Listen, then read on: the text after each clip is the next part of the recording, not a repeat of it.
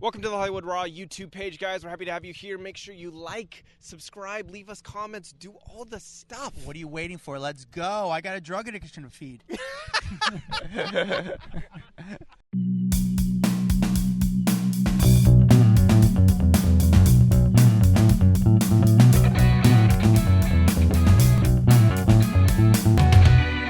Welcome to the Hollywood Raw podcast. Welcome back. We were gone last week, but we are back this week. We are the number one entertainment news podcast in the age group from 7 to 64. Thank you guys for that. If you had your Spotify playlist review, year in review, you guys put us in the number one. We were the number one entertainment news podcast, so we thank you for that. Dax is here. I'm here. Adam Glyn, Dax Holt, two entertainment news journalists with a long, we've been in the business for a long time. It's been, we saw the evolution, we saw the growth, we saw the rise, we saw the fall, and right now I don't know where we're at. I think everyone's trying to figure out where we're at in the entertainment news world. Yeah, 100% true. Yeah, it's so funny how weird it was to not have an episode last week. You realize that we have been doing this podcast, 4, 5 years? I literally don't even know how long we've been doing, like 5 years. We have never missed an episode. That was the first time that all the stars aligned for us to not be able to release an episode. It felt very strange, but I appreciate all the everyone being so cool with it and being like, hey, Adam, feel better. Dax, go enjoy your vacation. I know there's no reception up there because I was in Yosemite. Adam was on his deathbed and we missed it. But we're back. We're back to our normal daily, our weekly schedule, and excited to go through the rundown because last week was a busy week, and it was actually kind of sad that we missed the rundown because there was so much going on. Yeah, there was, you know what happened in the beginning of the week? We're like, you're going to be away. I was going to do it by myself. And then I got sick. I think it was just from stress and just the weather change. I got a fever. And then it was a slow news week until the last few hours from 4 to 7 p.m. of last Wednesday night, the Wednesday before Thanksgiving.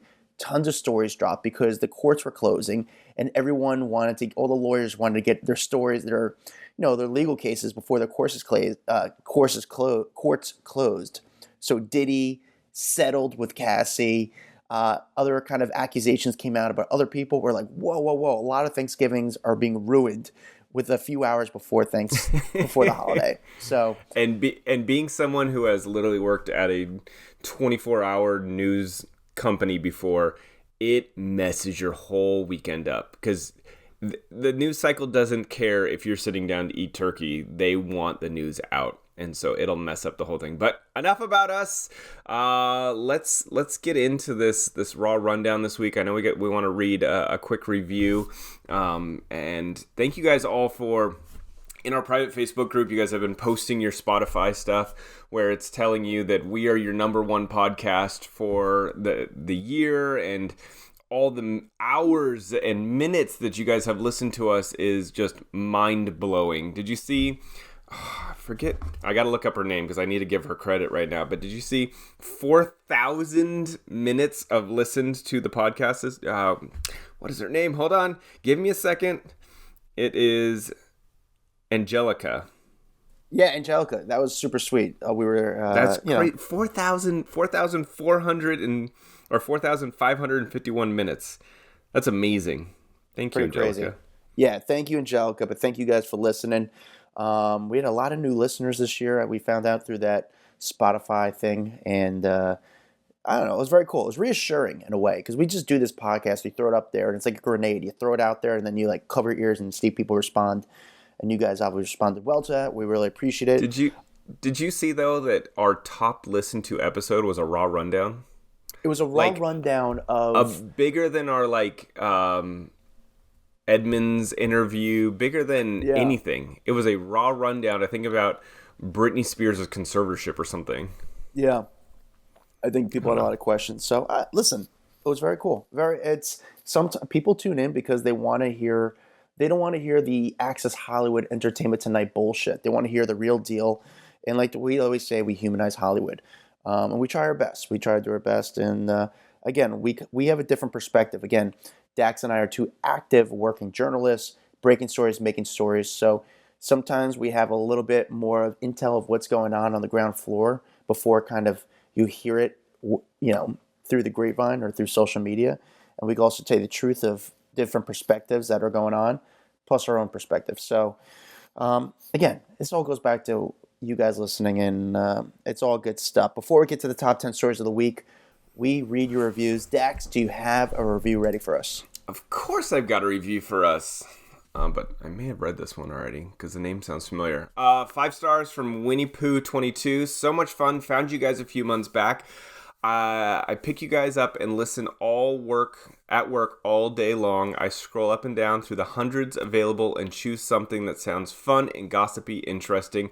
I giggle constantly. Great interviews. Always entertains. I cannot decide which one of you have the best belly laugh. Love them both. Love you both. From Winnie. Aww. Okay, I haven't read that one out loud. I may have just read that one on iTunes or Apple Podcasts. I love it, though. Thank you, Winnie Poo22, or a.k.a. Winnie. Thank you. And we all know that my laugh is way better than Adam's anyway. It is. You do have a way better laugh. My laugh is, weird. My laugh is, evil. You have, mine's nasal. Yours is, yours is contagious. Where you hear yours, it puts you in a good mood. I've had people, though, be like, you have the most annoying laugh I've ever heard. I can't stand it. Dax, tell me who those people are, and I will end them. It's that easy. It's that easy. I'll make one call. Let's get to the top 10 stories of the week, starting with number 10. Number 10, this one got a lot of traction this week, but Hall and Oats going after each other. Daryl Hall accusing John Oates of the ultimate partnership betrayal after Oates basically was a plan to selling his stake in the business. So this is a big deal because obviously you know them as Hall and Oates. They've been famous. They've had a lot of success over the years, and it sounds like John Hall is ready to move along with his life. He's ready to sell his stake in the company, but in the music rights, all of it, the royalties, the social media assets, and Daryl is not feeling that so much. He said that I should have been notified. I should have had basically I should have been able to sign off on this. And so he is taking him to court. He has pulled a lawsuit and saying that you need to stop your sale, I guess, because there's already been talks with a record label about the purchasing of John's side of the business. And he's really just trying to say, no, we need to figure this out together. Don't sell your portion of our lifetime's work. But it's kind of funny, Adam, I feel like this is what people are doing these days. They sell off their music rights. We've seen Bieber did it. Taylor Swift. I mean, the Beatles, right? Taylor Swift.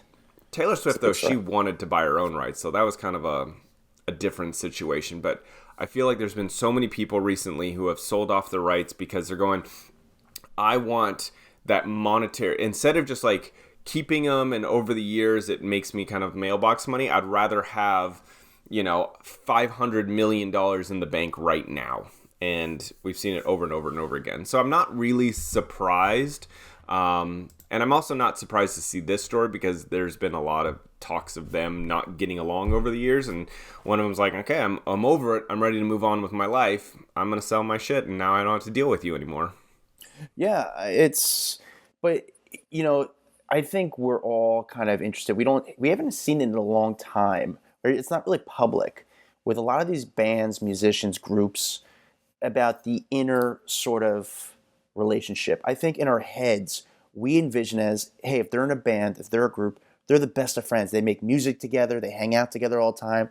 It's the perfect relationship. But it's really not. It's a business to these people. And there's so many musicians where they perform. I know a lot of bands, when they play in New York, each member of the band will stay at a different hotel. And they see each other when they work, and when they go home, they go home. There's no relationship at all. This is strictly business with these guys. And I think in our head, we all just envision that, again, the fantasy is that there's this perfect partnership, and it's not. We want it to be more. Yeah, we fantasize about them getting along and singing Kumbaya together, but some of these people, they've been in tour buses nonstop with this other person for so long, and these are people that you chose to be friends with, and think how many people you can choose to be friends with, and then years later you're like, yeah, kind of over this, and you can't get away from that person anymore. You're connected for life because of your working relationship.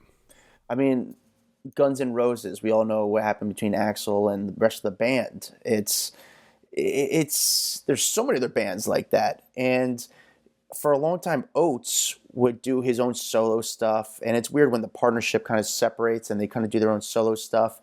And then when it comes to the money, I mean, at the end of the day, money is a big factor with all this. And they both have two different decisions, how they want to live the rest of their life and how much money they want to have in their bank account and how they envision the future of the group. I mean, it happened recently with, what band was it? It was Journey. Neil Schon, the longest member of Journey and the keyboardist, forget the guy's name. He joined the band in 1980, 1981. They got into it over like the royalty of the band and stuff. So it's very dirty. It's very grimy. And this just shows you, this is not something that just came out of nowhere. There's definitely some animosity going on for a long time between these two. And then this was like the last straw where like, okay, we're going to make this public.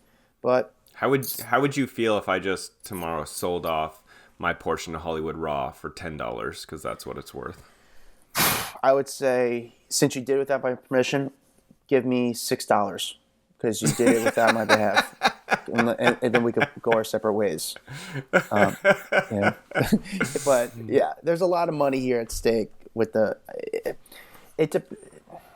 these are two guys who they are fighting over financial independence because they want to have enough money. And how much money do you need to have? Because I don't know if the money's slowing down, how much money's coming in, does it support their lifestyle, how many kids, grandkids, life. So it's very weird, but it's going to get dirtier, and I think this is the end. This is the most anyone's talked about Hall & Oates in the last, 30 years. I even debated putting them on the countdown because I didn't know if people even know who Hall & Oates are. However, it's a slow news week, I'm not going to lie. So, all right, let's go on. Number 9. Number 9, Bradley Cooper sat down with Howard Stern, had a big old interview, talked all about his new movie, Mastro. Is it Mastro or Maestro? Mastro. Yeah. Maestro? Maestro. Yeah, I think it's Maestro. They talked all about it. It's this new film about Leonard Bernstein. I'm sorry. It's a Leonard Bernstein film, and he got into talking about A Star is Born, Guardians of the Galaxy, how Sam Elliott ended up becoming a big role in A Star is Born, which apparently should have been Howard Stern. That role, Bradley wanted Howard Stern to play his brother in that movie before he wanted Sam Elliott, wanted him to shave his head, which would have been huge. Can you imagine Howard Stern shaving his head for a role? Yeah, Howard was actually down to do it, and he entertained the idea, because I listened to the interview, and he actually entertained the idea, but then I think he decided no, he just didn't feel right or didn't want to. I think he felt, from what I understand, it was like too much pressure to do something like that. Yep. But Bradley did. What else did they? Was there any other kind of takeaways from this interview? So I guess the big thing. So when he's doing this movie about Leonard Bernstein's life, I guess he was wrestling around with it for a long time. It was like a 6-year-long process of bringing it to the big screen. But then there was a moment where he ran into Leonard's goddaughter on a plane, and she introduced herself, and he was like, oh shit, this is meant to be. This movie needs to happen because of divine intervention with meeting his goddaughter on a plane.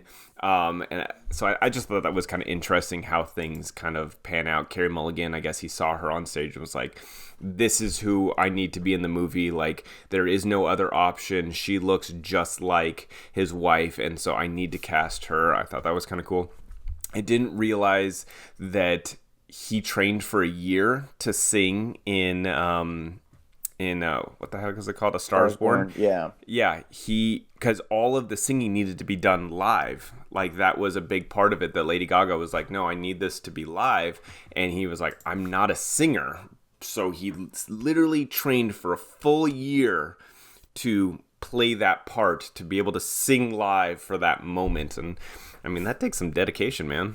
Yeah, even with this movie, he's playing a composer, and I think the story about this composer is that the guy lived a quietly, he was gay, but he lived it very quietly, and he learned how to compose music. He was really like the method, what you're doing, your hands when you're composing a symphony.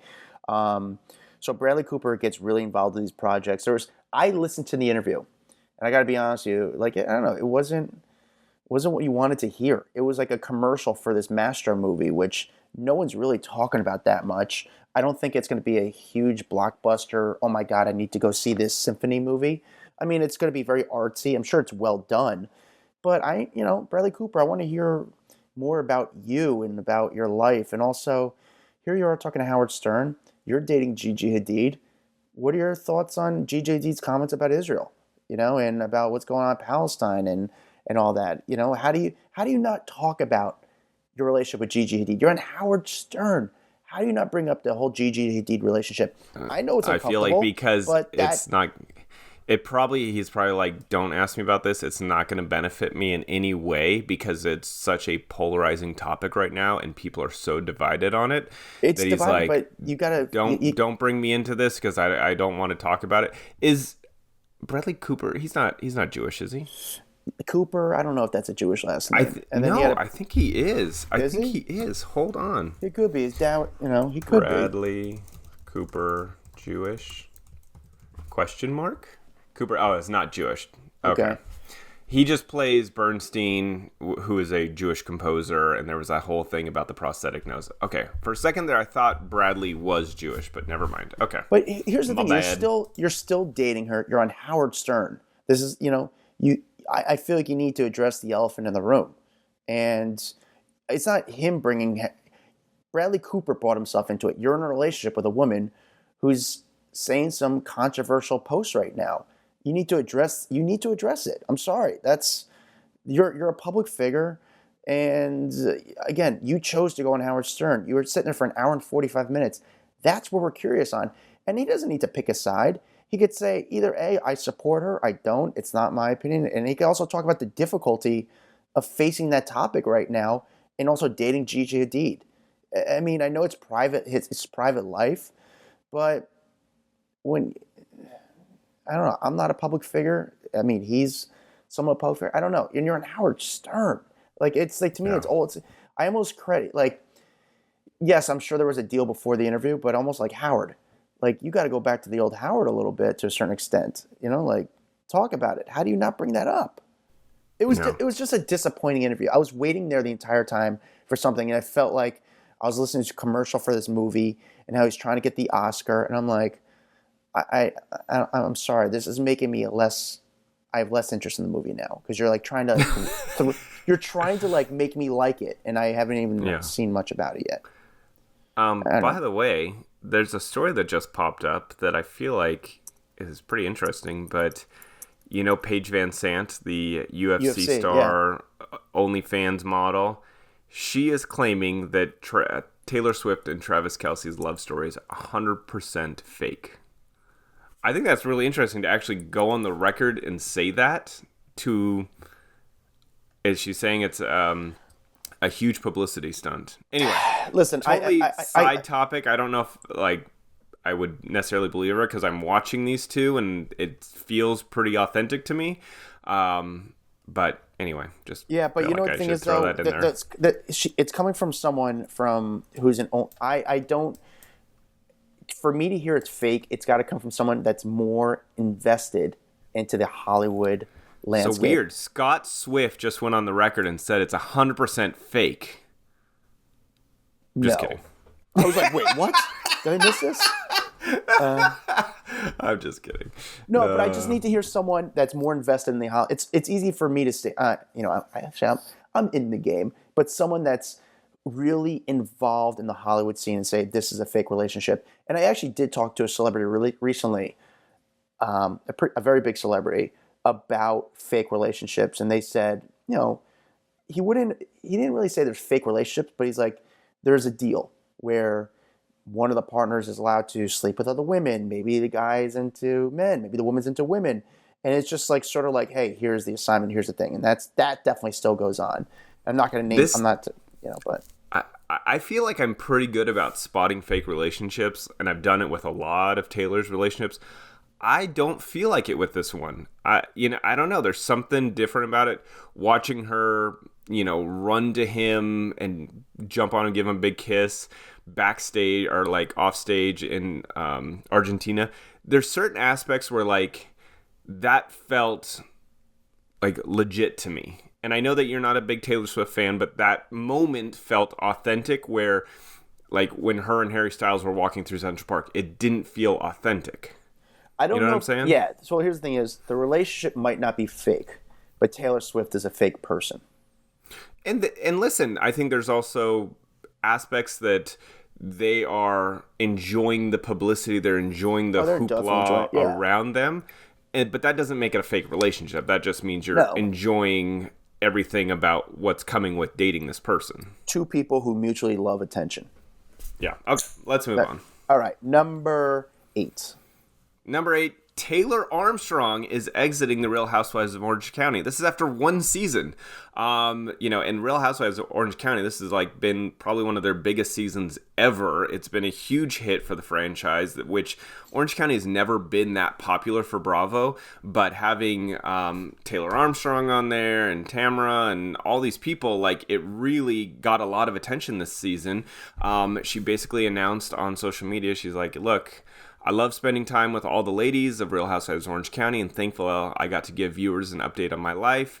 I've made some real friendships that I cherish, wishing the ladies all the best for season 18. P.S. I'm adding season 17 to my IMDb. So I think a lot of people shocked to see her go. I mean, there were some big revelations this season. She came out and said that she was bisexual during one of like the first episodes, saying that, they were all sitting down and Tamara was asking like, all right, so tell us something no one knows about. And she's like, I'm bisexual. And everyone's like, wait, what? Because she was famously married to Russell Armstrong for a 5-year relationship. Or no, more than 5 years. They were together for a while before his death. But I think people were just shocked. I guess she had a long relationship with a woman before meeting Russell Armstrong. And so she just opened up about that part of her life. Anyway, I think she is a big cast member to be leaving that show. I'm assuming that they are not stoked about her leaving. I met her the other day. She was nice. Oh, yeah? I questioned if she actually left the show on her own or they said, we're not going to bring you back. And they said, listen, can we work something out where I'm leaving the show? Just for my credibility and for my... But why? She's a big name. Like, she was on Beverly Hills when it was kind of at its peak, I would say. So everyone knows her. So she's kind of like the first person to cross over to a different franchise. I don't see why they would want to get rid of her. Yeah. There's always new faces. The Housewives franchises, all of them, are becoming like The View. Where, do you know the host of The View anymore? Is Whoopi still on there? Yeah, it's like Whoopi, Joy, and then like 3 other. I don't even know. I don't know who the other girls are. It's been the last like 8 years of The View. They bring in so many different faces where it just doesn't work out. Also, maybe I don't. Does she really need the money? Maybe it's not worth it. Like I don't know. Maybe she's got some other deals, but also it could be part of. I don't know. I have a feeling like Bravo, she has more to lose than Bravo, and she say, hey, I don't know. I just kind of think that maybe she might have told them, I'm leaving, you're not firing me or not bringing me back. You know what's kind of funny? I don't think I even told you. When I was in Vegas, I ran into Teddy Mellencamp. Apparently her husband was a huge TMZ fan back in the day. He came running over like all excited to meet me and everything. No way, it was really? Awesome. I loved it. Yeah, dude, he was I like, felt so embarrassed because when I saw Teddy, TMZ fan. I saw Teddy in New York and she's with Kyle Richards, and I'm with these celebrities where I don't know if they know who I am. You know what I mean? Mm-hmm. Like even I went to the Knicks game the other day, dude. I'm sitting on the court of the Knicks game. I went with Jared Freed. How the hell did you get courtside tickets to the Knicks game? It was incredible. Ridiculous. I went with this comedian Jared Freed, where some of our listeners know Jared Freed, popular, very funny comic, Netflix special, popular podcast. We went together and they gave us tickets on the court. But before you go to the game, you're sitting in this room with like the owner of the Knicks. It's like the the lounge, and there's like free food, free booze. I mean, dude, I get so food drunk. I'm the only one eating the seafood at this thing. I feel like everyone else is like, I'm not eating seafood from this place. I'm like, yo, give me more shrimp. I don't care. Like, I'm just milking it. And and then all of a sudden, like, there's other celebrities there, and I'm like, I don't know if they recognize me from being inside. They might recognize me on the street when I hold my camera, but I don't know if they recognize me inside. So I like feel like kind of weird. But it was actually kind of cool because Kelly Ben Simone came up to me. She's like, "Hey, what's up?" I was like, "Hey, Kelly." I introduced her to Jared, and then Victor Cruz, wide receiver on the Giants, came up to me, and a few other people came up to me. I was like, "Oh, these people actually know who I am when I don't have my camera on me. I'm not standing outside in the street." Sick. So that was kind of cool. But when I was in New York recently, I was saying about Teddy Mellencamp. Kyle Richards was leaving Cipriani with Teddy Mellencamp. And she came out first, like, "Hey," and I was like, "Hey, I don't really want to talk to you. I'm here to talk to Kyle." And I had a big interview with her, and it was like weird. Like, I don't know if she knew who I was, but it was very awkward. Even though she's been a guest on this podcast. I'm like, yeah, right. But do you know who I am? Like, I don't know. Do you know who I am outside of this? You know what's so funny? I met that girl from Summer House, not Lindsay, Sam from Summer House, who's been on our podcast. And I ran into her at an event recently, and she didn't know who I was until I told her, "Hey, you came on my podcast." She's like, "Oh yeah, I remember," but she didn't remember like when I said hi to her. I was like, "Oh, okay." So I'm just weirded out by that stuff. All right, Number 7. Number 7, more drama between Prince William and Prince Harry, all coming out in a brand new book. It is called Endgame by author Omid Scobie, which is all about the royal family. And so this is not coming directly from Prince Harry like the last one did, but this is coming from someone who I guess is an ABC News royal contributor. He knows all about the royal family, a professional when it comes to royals. And he is outing a lot of information. Number one, saying that Prince William would brief the press about Prince Harry. So kind of like turning his back on his brother. So anything that happens, he would then turn around and tell the press, which I guess fractured the relationship a whole lot. I guess he claims that that when Harry was on his way back, when the Queen was potentially about to pass away, Harry was trying to like get a hold of his brother to be like, "Hey, what's going on? Can you fill me in? Like, let me know what's happening." And I guess William was not answering texts, and Harry never made it back in time to say goodbye to his grandma, and he was pretty hurt by the whole thing. But the new allegation, do you remember when Harry and Meghan did that Oprah interview? They had said that there was basically someone in the royal family that they alluded to being racist, that they were asking about the skin color of their potential child, like how dark the baby would be when it was born. And that was one of the big like contentious points, was that they went on this Oprah interview, said this, and it obviously makes the royal family look bad. Well, now this book made it sound like it wasn't one person, it was actually 2 people that talked about the skin color of the baby. The author does not reveal the name of those 2 people, I guess because it would be, I guess law in London or something does not allow for them to name the name. However, holy crap, TMZ just did a story that Piers Morgan went on his television show and named the 2 people. Are you ready for this? Yes. So he went on Piers Morgan Uncensored. He claims they were named in the book King Charles and Catherine. Like, what? What? And apparently Scobie says he never submitted a version of the book where it specifically names or mentions and their names. So I don't know where Piers got the names. But yeah, he is saying King Charles and Princess Catherine are the ones who are asking about the baby's skin color. And like, this does a lot more damage for Catherine, because I think most people assumed it was King Charles in like a lot of the conversation.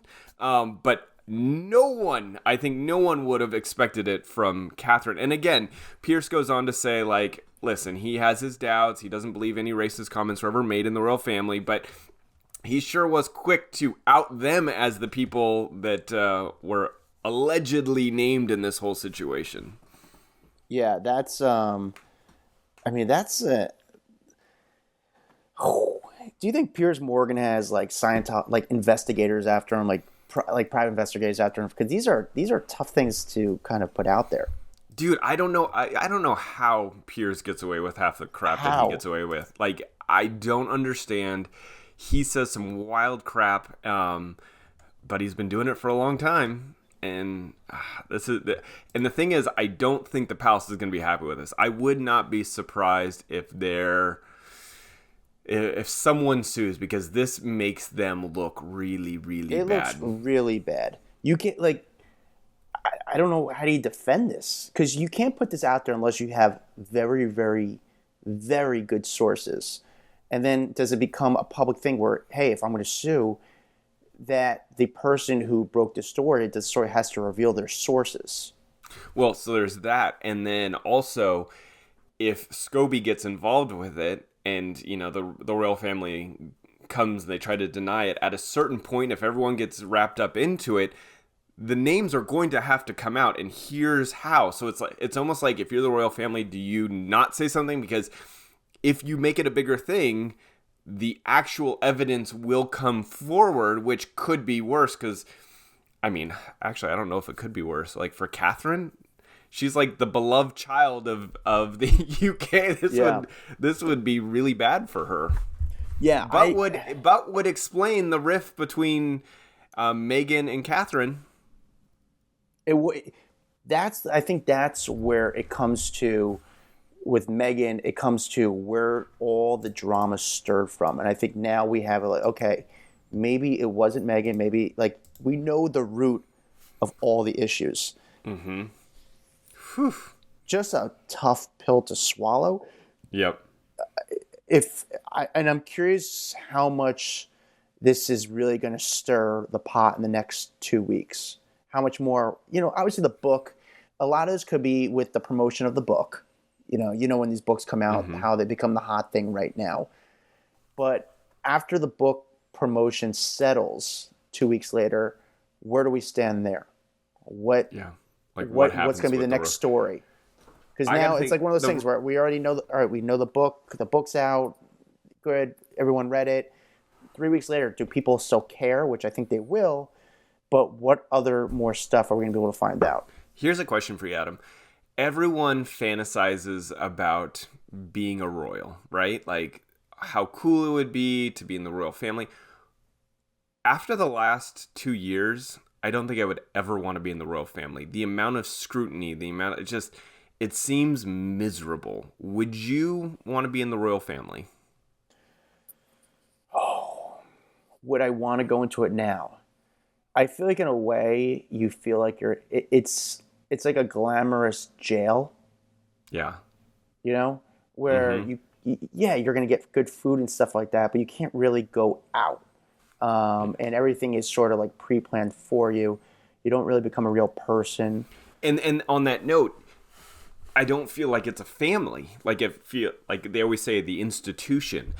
And I got to think, like, those are supposed to be the people that are closest to you, that you can trust more than anyone else. Like, at the end of the day, like, blood is thicker than water. I don't feel like that in the royal family. Like, especially if, like, the allegations are true that Prince William was, like, basically ratting out his brother to the media.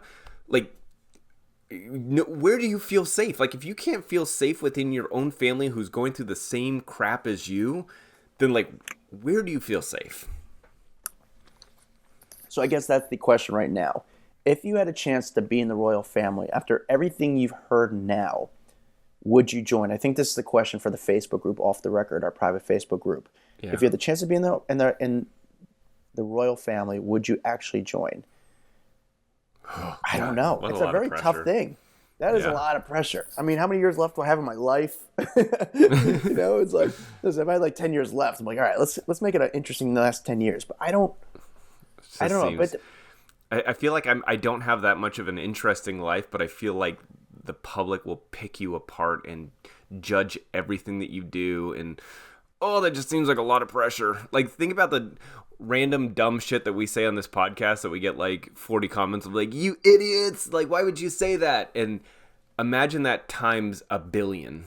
Unless you're going to go in with the mentality like, hey, I'm going to go into the royal family and just do whatever I want and just kind of live my life. And then they're You like, no, you can't, can't. though. Like, You can't do that. but what if how are you going to stop me? How are you going to stop me doing it? Are you physically going to stop me? Where they just kick me out? Kick me out. Kick me out. Because you would take over the headlines. They don't want someone like you. They want someone who stays in their lane. Yeah.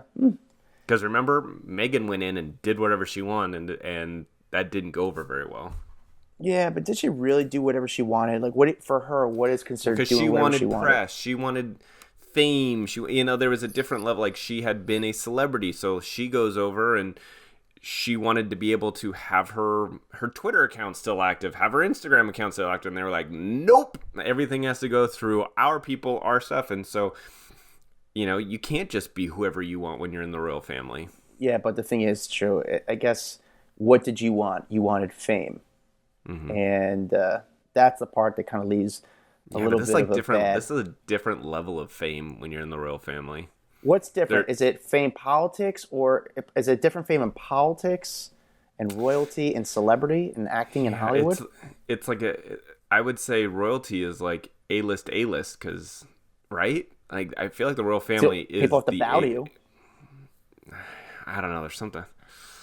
I don't think I could do it. I think that pressure would destroy me. Dax, number 6. Number 6, Shannon Doherty, who is 52, is saying that she is open to finding love again after revealing that she is now stage 4 breast cancer and that breast cancer has spread to her bones. She says, quote, I'm pretty sure I'll meet someone hopefully soon. So, she has been documenting her breast cancer, everything that she's been going through, the treatments, everything she's been very open about over the last, I think it's like 4 years she's been dealing with this. But she's like, look, I'm not going to let that stop me from finding love. She's like, I wasn't really ready before, like 3 weeks ago. And then she admitted something just happened where she's like, you know what, I don't want to leave this world and deny myself love once again. She has been married a couple times before. When I was reading this, I didn't realize that she was married to Rick Solomon. Man, I forgot about that. We got to do an episode about weird relationships, like couples that we kind of forgot about and didn't know. We could do an entire episode just on Rick Solomon. Like, Rick Solomon, I would love to have on the podcast. Would he actually talk about, what's so funny? So I had a meeting with Atlantic City, a casino in Atlantic City years ago. Not years ago, like 2 years ago, 3 years ago. Met with them through a friend, and they were going to hire me to kind of bring in celebrities and influencers and just to like see this brand new hotel, to make this hotel cool. And they're like, well, we're speaking to another person. I said, who? Well, if you don't mind, who are you speaking with? And they said, Rick Solomon. Apparently he's a big poker player and knows like these high-end poker guys who would come down to Atlantic City and take a helicopter in. And I mean, he's an interesting guy that I don't think we know a lot about. I wonder if this guy... People know who he is, but they don't know who he is. But, like, you got to remember he was married to E.G. Daly back in the day. And then a couple years later got married to Shannon Doherty. Then got married to Pam Anderson. Then divorced Pam Anderson. Made the infamous sex video with Paris Hilton. And then remarried Pamela Anderson a couple years later. Like... I just don't understand how this guy has landed so many like famous women in his life. Like, it's so crazy. We need to get him on the podcast. I don't know. I wish he would do it. Would he do it? I have no idea, but I wish he would do it. I'd have so many questions for Rick Solomon because he's just questions. I think he's like an untapped guy in Hollywood. Like, how is people not talking to this guy? This guy lived a life, and no one even knows what he did exactly. Yeah, and if people didn't recognize the name E.G. Daly, like, who the hell was that? She was the one that played Tommy Pickles. Her voice was Tommy Pickles on Rugrats. Like, she's so crazy famous for her voice. She is one of the biggest voice actresses in Hollywood. Powderpuff Girls, like, so many big things. Babe, Pig, like, like the Pig movies. She was in the Flintstones. Like, she's done all of the big movies when it comes to her voice. Yeah, but Shannon's been going through it for a long time. Back to the story, Shannon Doherty. She's been got sidetracked there. Yeah, Shannon Doherty's been going through hell and back with cancer. It's been a long time, and man, it's been years, and it's been Been very, years. And she just started up a crazy. podcast. I saw that the other day. She did like a whole photo shoot. It looked beautiful during this photo shoot, or like caught my attention. I love Shannon. How many times have you met Shannon? I think we used to chat quite a bit, and then I got to meet her once. Her and Holly Marie Combs stopped by TMZ because they were promoting one of their projects. Just wonderful, though. I love Shannon. I seen her. I didn't really meet her. I could have met her, and I gave it to another guy I was working with. I let him go like talk to her and hang out with her, and I just, I heard she's very nice though. So Yeah, but, I think she's also got a pretty bad rap for the acting back in the day. Remember, I think she was difficult to work with when she was younger, and but everything that I've dealt with her with, she was wonderful. That's all I can talk about. Yeah. All right. All right. Number 5. Number 5, SZA opening up saying she recalls like intense frustration over one of her record label giving her song to Rihanna. And so, do you remember the song Consideration? Yes, I do. Okay, so that was apparently like her favorite song. She was so jazzed about it. She had already like created a music video, and then her record label basically said, sorry, Rihanna's the big one right now. She's got the big hits. She's the golden goose of the record label. We're going to give it to her.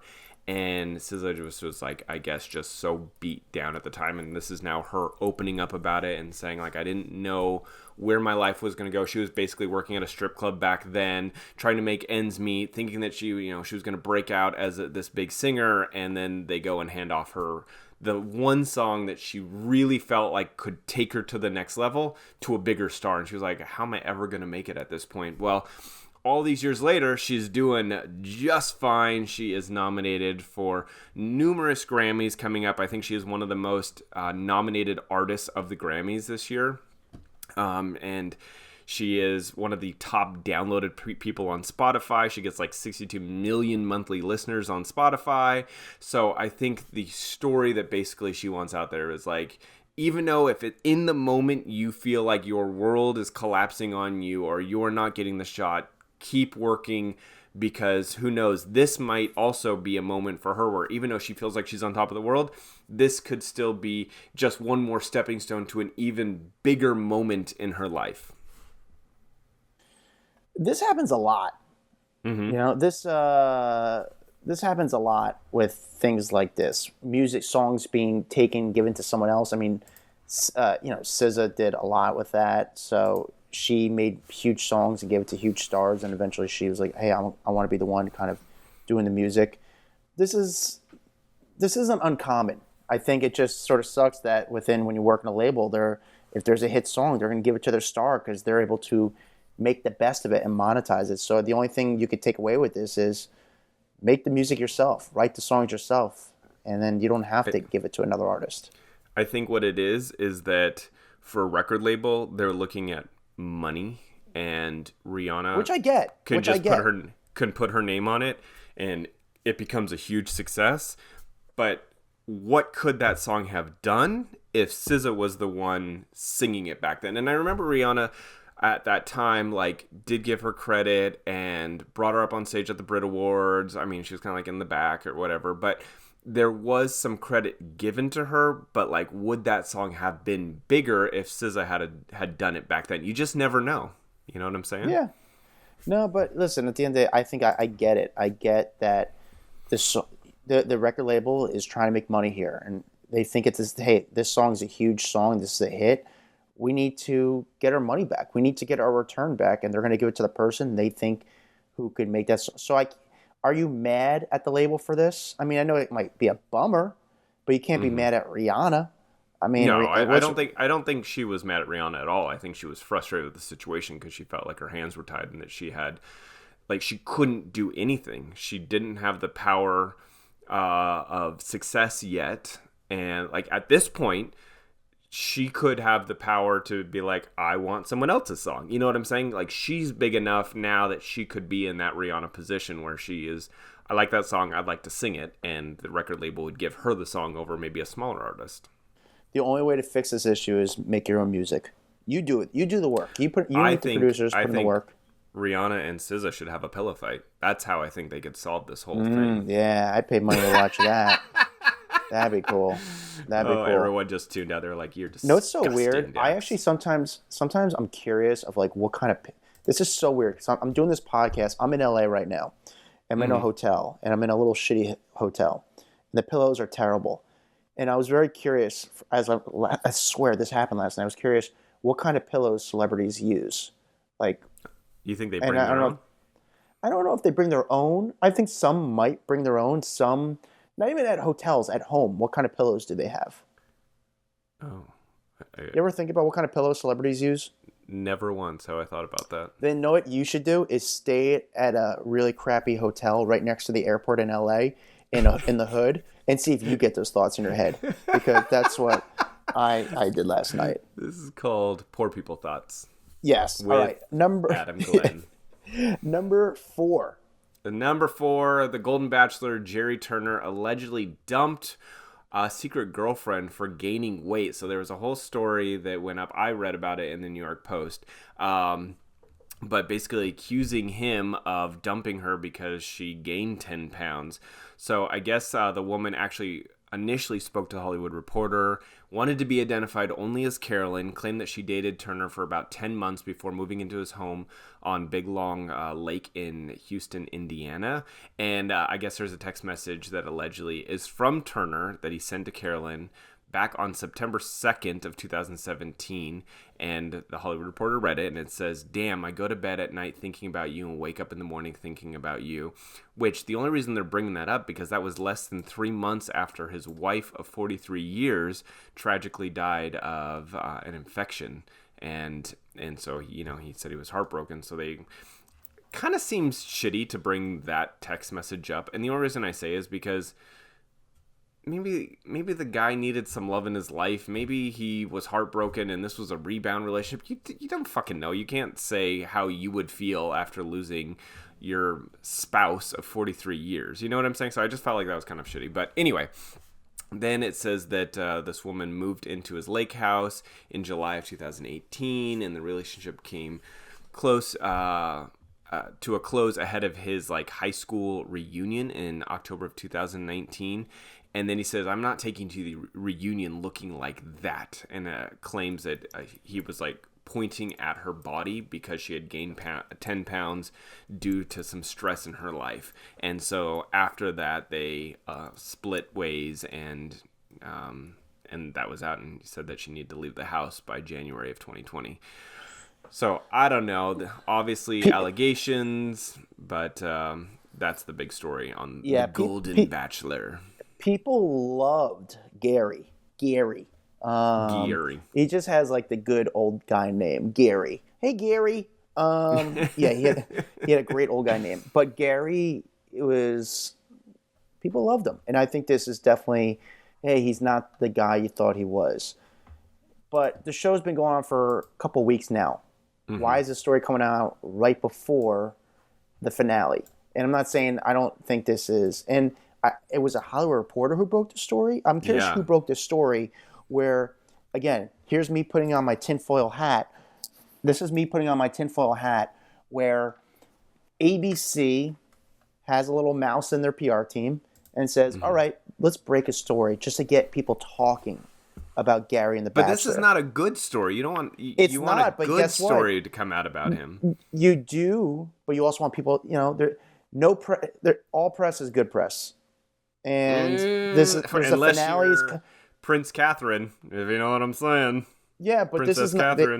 Gary doesn't know that this press is coming out from internally, and kind of this team's throwing steam. I mean, the Hollywood Reporter would do a story like this is not really up there. If I don't know if they're the ones who broke the story, this is not really. I think it could have been Page 6. So I don't know. I don't know. We're reading the story from Hollywood Reporter, but Page 6 might have broke this story.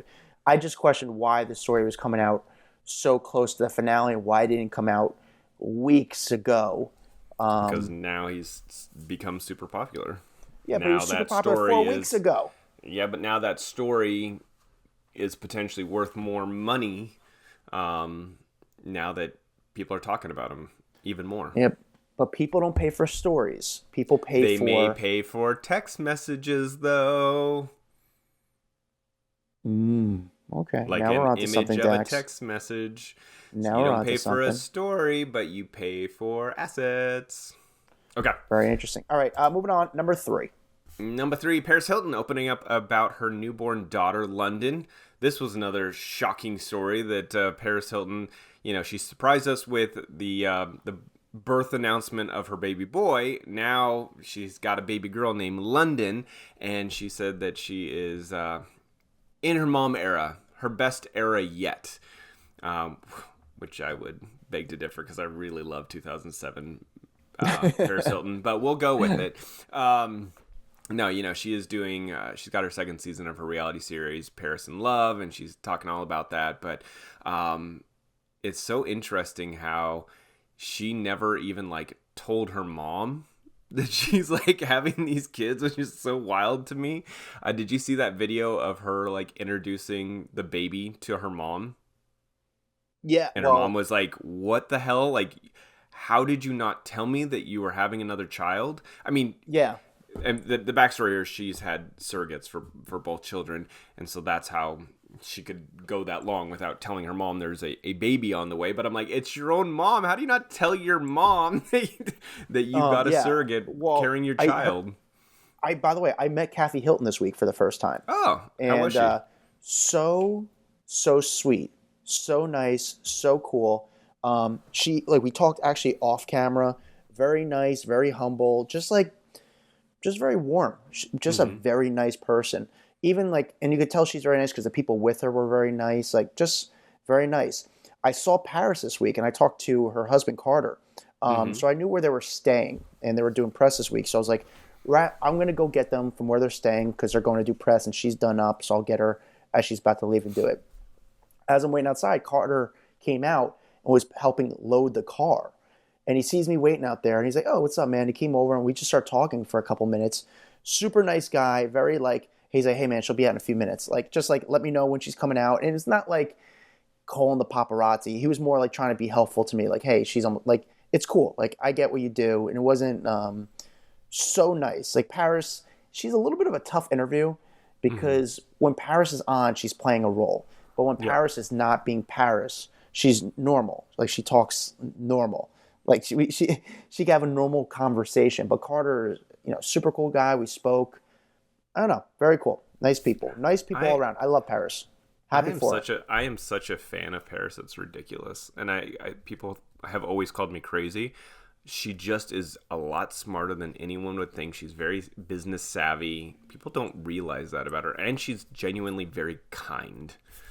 Anyway, very kind, very nice. I told you, I have 2 good stories with Paris, but I'll save it for another time. But Paris, good person. We root for her. I'm happy that she's happy.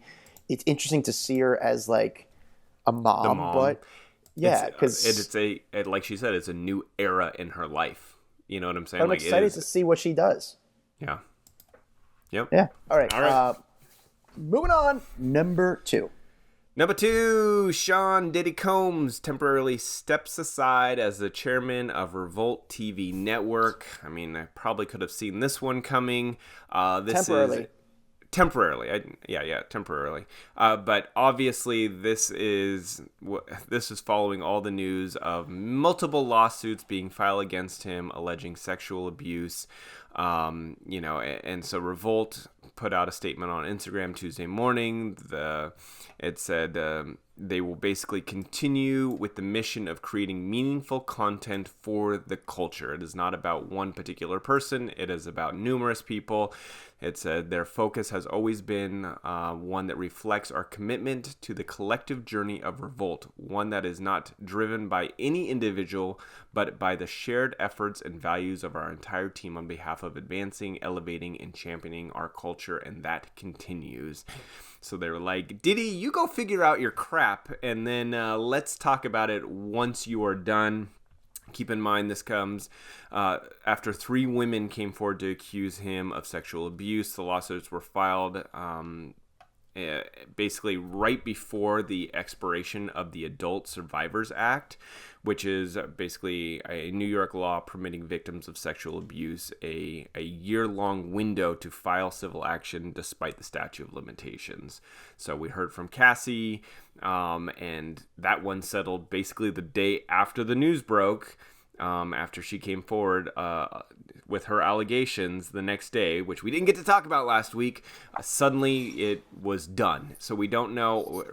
I remember there was a story came out that said she wanted $30 million and he was not down for it, and that's why he wasn't playing ball. And then the news broke and it went away. So I'm assuming she got a fat paycheck to close her mouth and go away. Yeah, we're assuming. We don't know for sure, but we're assuming. I am assuming real hard that she got a fat paycheck. I am assuming like I've never assumed before. Yeah. At the end of the day, no one wanted that smoke. I don't think Diddy. They tried to settle beforehand, and they said, go to the news. And the way it played out in the media, they're like, okay, yeah, we don't want that smoke. P Diddy. And we said in the Facebook group, we said it. That more people were going to come out with allegations against Diddy, which would happen. Boom. Multiple women came out because they're like, oh, I want to get paid. Again, yeah, and I remember Aubrey O'Day we support the people. We just support life. I don't know. It's a weird situation, but people definitely are. I don't know if the other women have gotten paid.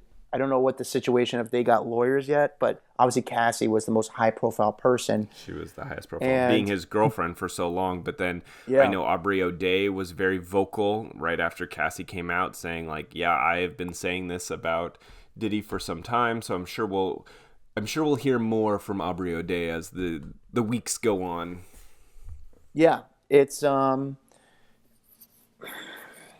will Diddy ever address the elephant in the room? But he can't because they both signed NDAs.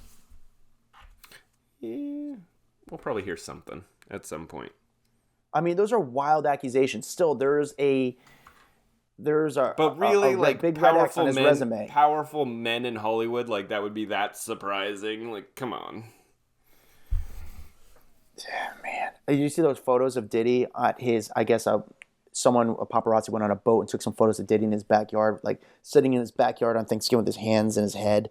Like he's going through it. He's hiding out for a while right now. He needs this to really kind of, I think Diddy's going to hide out for a long time. If you are allegedly a shitty person, you're allegedly going to have a rough time when stuff breaks.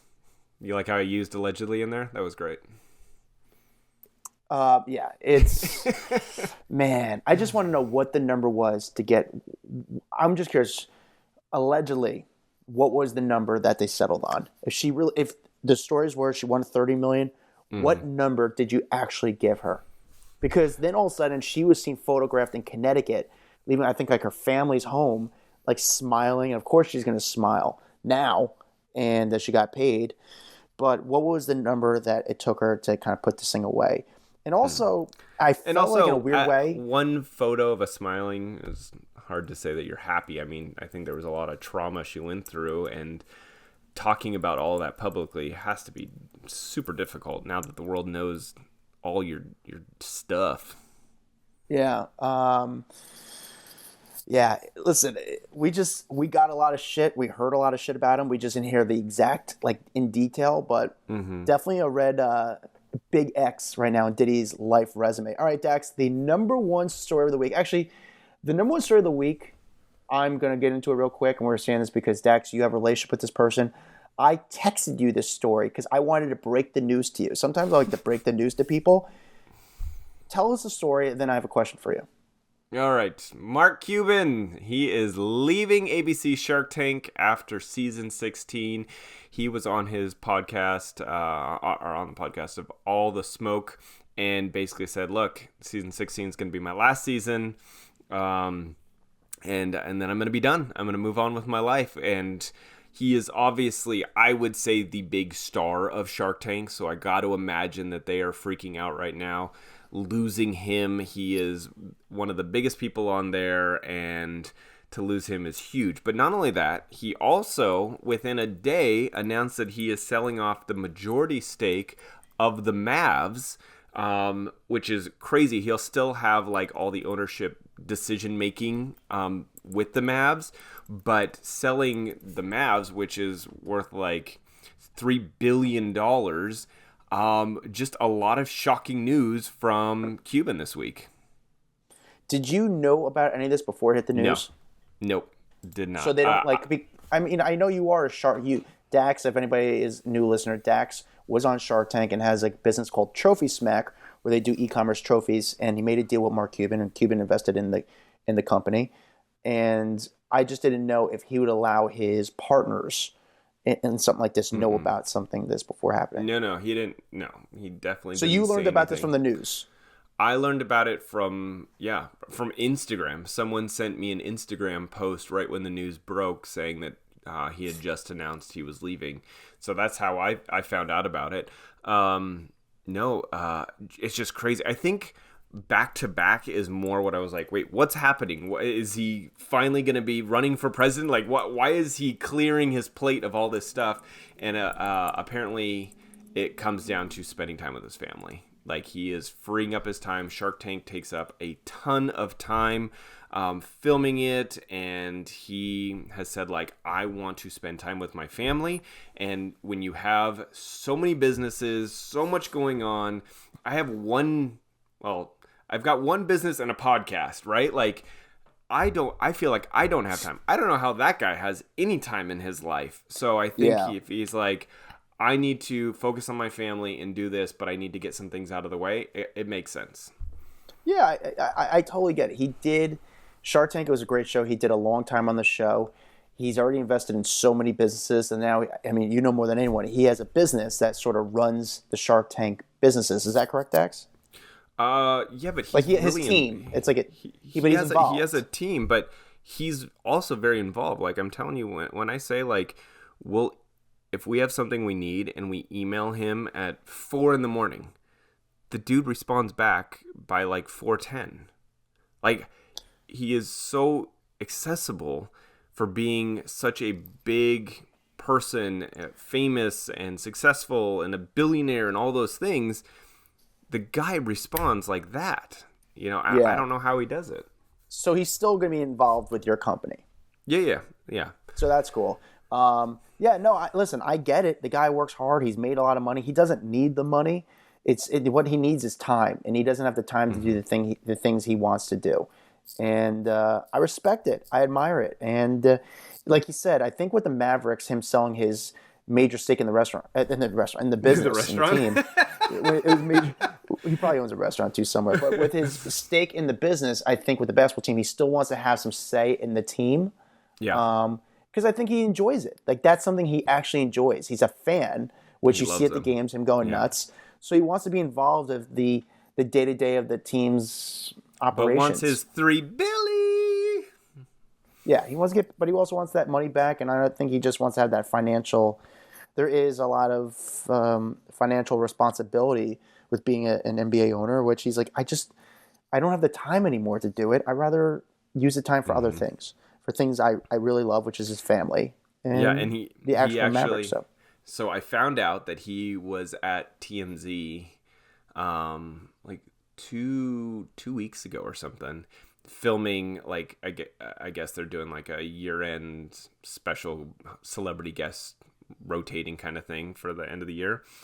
And apparently he like started talking about Trophy Smack and how proud of it. How proud of the business he is. And I'm like, oh my God, he's like telling my like old boss how like successful and big the company is and how proud he is. I'm like, that's actually really cool. Very cool. Very cool. Shout out to you and Trophy Smack. We're doing some good things. So, very cool. All right. Well, that's it. We're done. That's our top 10 stories of the week. Thank you guys for listening. If you're watching on YouTube, like and subscribe. Follow us on all social media platforms. We have a private Facebook group called Off the Record, which you guys should really join. It's a really cool, fun community. Follow me at Adam Glyn. Follow Dax Holt at Dax Holt, and we'll see you guys next week. Later! What's up, guys? If you like that video, there's plenty more where that came from. Make sure you like, subscribe, hit the bell, so we can just feed you all the goodness daily. Hurry up. Come on, let's go.